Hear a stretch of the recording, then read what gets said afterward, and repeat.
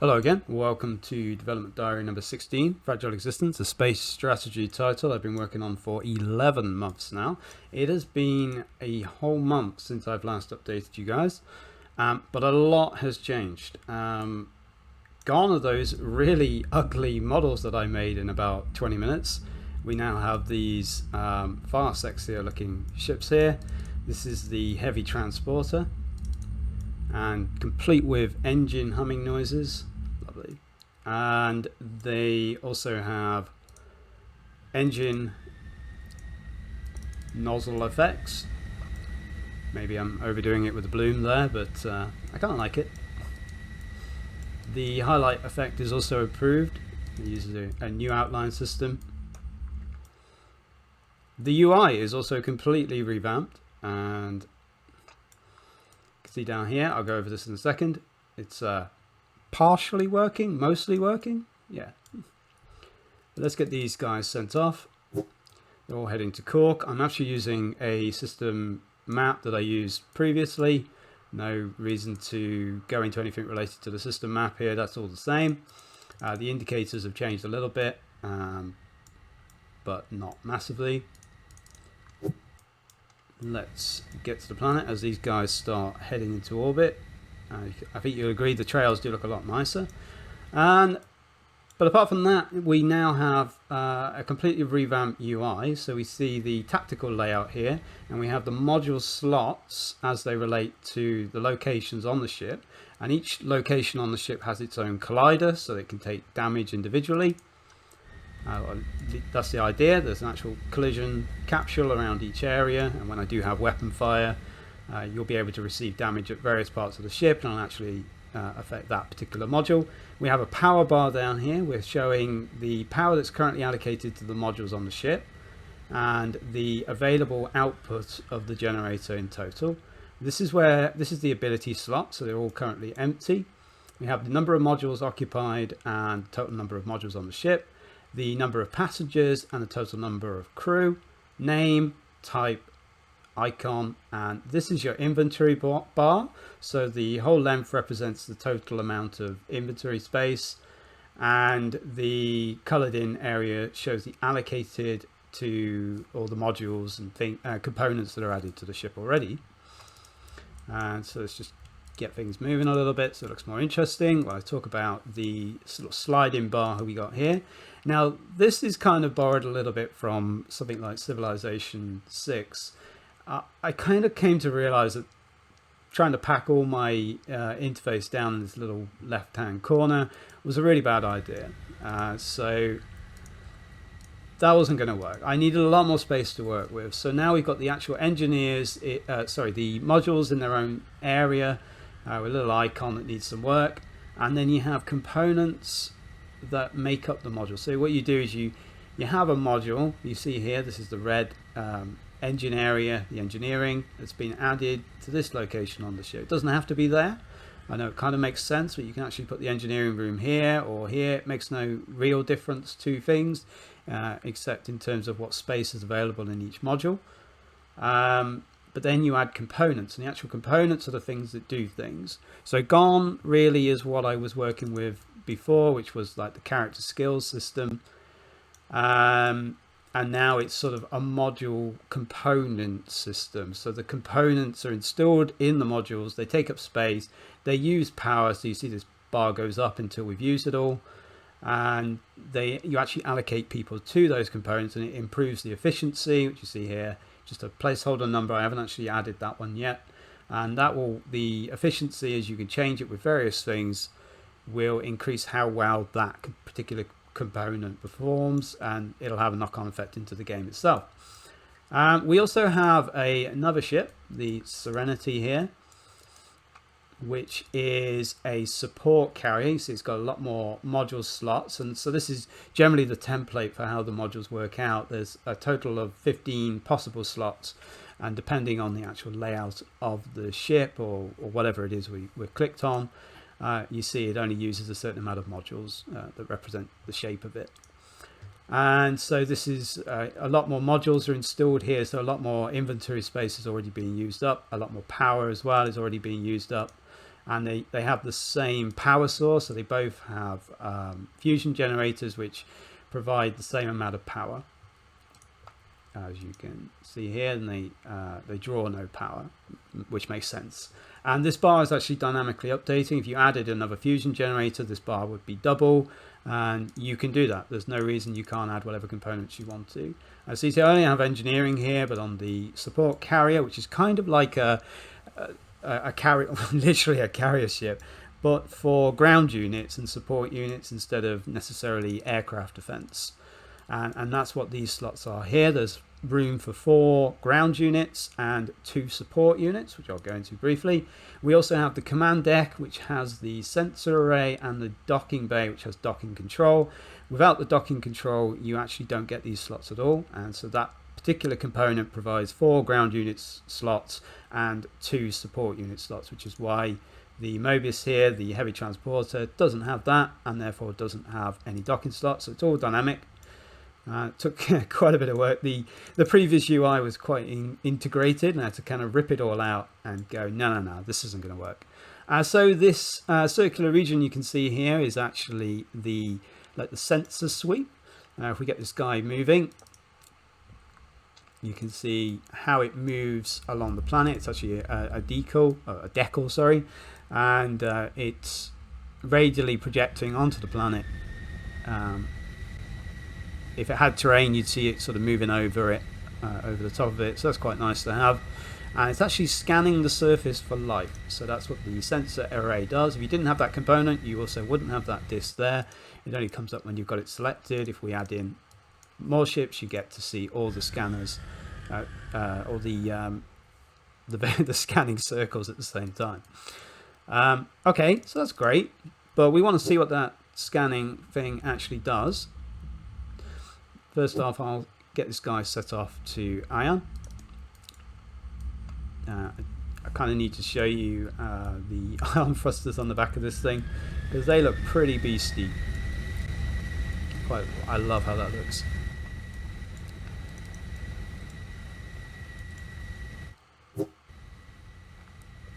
And if we head over to ion, this is a planet that actually has things we can find. So if I move the ship over to the land here, we'll start to see some possible signs of life.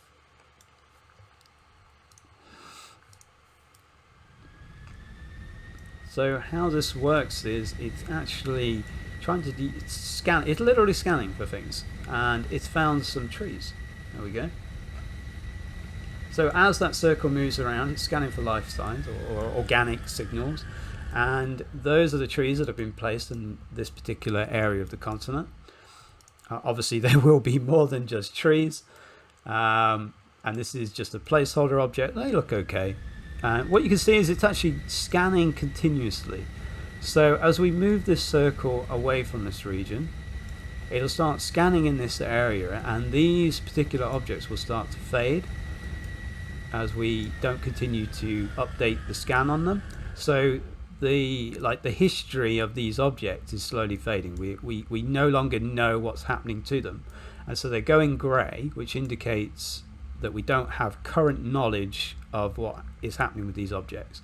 Now, of course, with static objects, we know it's probably still there, but if it was a ground unit or an enemy unit, it would go grey and you wouldn't know what it was currently doing. So you see here, these are being continuously updated, and what happens is the saturation of the object is deteriorating, which is why it's slowly fading to like a black and white, and we're having to keep doing scans. And so the scan can be adjusted. You can add components which increase the efficiency, so you be able to update the scan more often. You'll be able to increase the search radius, and there'll be different types of scans. So there'll be scans for technology, there'll be scans for resources, that kind of thing. And yeah, I think it looks pretty good. I think it was something I desperately needed. This update really is about all the interactions with the ground, starting to work on that. So the other big update is that we can now add ground units actually directly to the ship. And if you notice the inventory here, if I keep adding, they're actually adding to they're being allocated, space is being allocated to those units. We now have sort of said that that space belongs to that unit. If we get rid of the unit, we'll get that space back, but otherwise it's used up by the unit. And so just having units in the ship is nice, but these little rover icons, the rover is actually a temporary unit. I'm probably going to change that at some point. But we can't actually drop it onto the ground. What we need for that is a dropship. So if we add a dropship into the support icons, remember the docking control allows us to have 2 support units and 4 ground units. So if we only have 1 dropship for now, and then I select this unit here and deploy, we'll see the dropship leaves. And it's a little bit buggy at the moment. The actual path it takes isn't particularly great. Sometimes it goes through the ground. I think it's going to go through the ground. That's fine. It's just a case of working on the sort of the dynamic generation of the path it takes.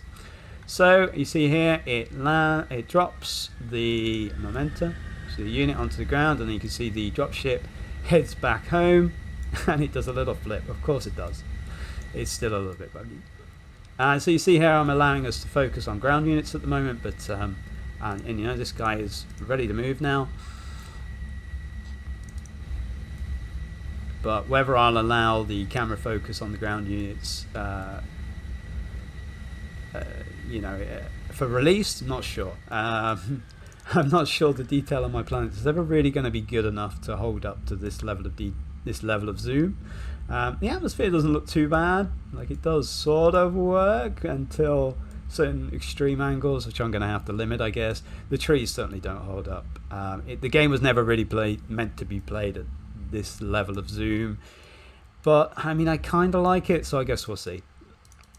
Meanwhile, this guy's still scanning. We can send this unit all the way up to here, and you'll see that the support units actually come back. The dropship's docked again, and it would now refuel or rearm or whatever it needed to do, depending on what type of support unit it is. There'll also be shuttles for moving people between ships, you know, between the big ships in the fleet. Pardon me. And you can also see here how the ground unit has been grayed out. We now can't select that one. I do want to do a proxy selection there so that you can actually go straight to the ground unit, and it'll have health bars and that kind of thing, so you'll be able to get updated on what's happening with these. And also double clicking on them is also going to bring up their selection window over here, so that even when you have things docked, you can still add things to them. Like, you can update what because they still got modules exactly the same as the fleet ships. I don't think this image looks particularly great, but I think that's probably because these images look so much better, and I need to get some better models. So this currently has just an engine for moving around on the ground, but you'll also be able to add in like a weapon system and maybe a scanning system here, so you'll be able to do a similar thing to what the ships are doing from orbit, except you'll be able to do it down on the ground. So that's great. We can also obviously deploy more units, and it allocates the dropship to that particular sort of mission, I guess. So if we then select the second one and start sending that one down, you'll see it doesn't actually start to be sent down because we don't have a dropship available. We actually have to wait for the dropship to return to the Enterprise, and then the next scheduled support mission will be undertaken. In terms of support units, there will also be shuttles, as I previously mentioned. That will be for moving people between the ships, or, you know, on the ground between bases, that kind of thing.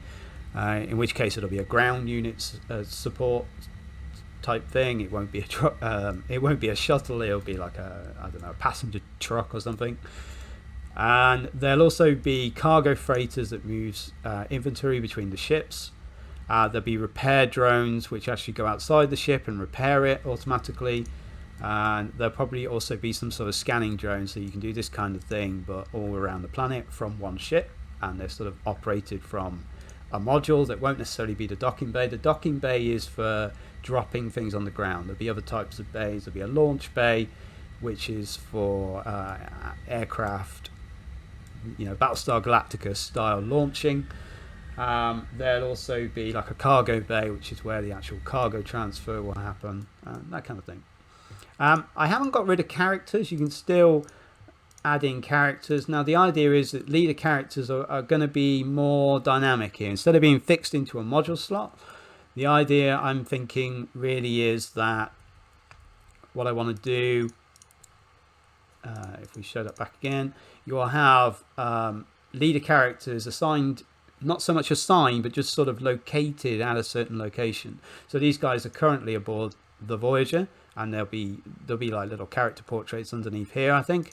And each individual class, so here we've got command, we've got engineering and civilian types. Each individual class will be upgradable instead of each individual character, which is what I was doing previously. I thought that was a bit clumsy because you could have ended up with 50 odd characters and, you know, completely losing track of who's got what skills. In the meantime, I'll start a major sort of landing operation. So let's see how quickly we can do this. We need to deploy as many units as possible, and boom. So, you know, we're attacking somebody, and, you know, we've only got so many support units.